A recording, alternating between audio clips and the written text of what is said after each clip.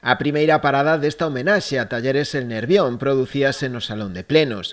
Foi un emotivo acto que asistiron familiares, amigos e mesmo algúns dos propios traballadores da histórica firma, que entre os anos 1940 e 1980 desenvolveu, fabricou e comercializou os famosos motores diésel HMR para barcos. Cumpríase así un acordo plenario de decembro de 2020 de toda a corporación municipal, a instancias dunha proposta presentada polo Centro Recreativo de Artes, a que se sumaron máis de 60 colectivos do municipio.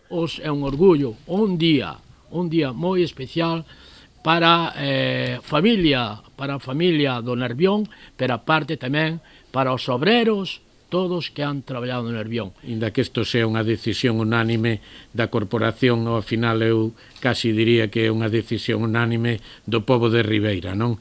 E, polo tanto, eu creo que tendes que estar orgullosos, como todos os que hoxe en día representamos a función pública, estamos orgullosos do que fostedes capaz de facer toda esta familia en prol do desenrolo de Ribeira, non? Os actos continuaron posteriormente no lugar que ocupou unha das sedes de Talleres El Nervión, na transversal que une as rúas Mariño de Ribera e Canarias, onde se procedeu á inauguración dunha exposición de paneis con fotografías e textos que recollen a historia desta empresa.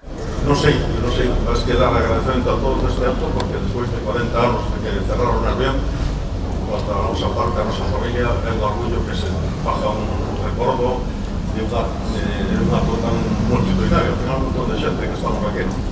No lugar procedeuse tamén ao descubrimento dunha placa que recordará para sempre a historia desta firma e desta familia, pioneira da industria naval e primeira escola para moitos mecánicos que viñeron despois.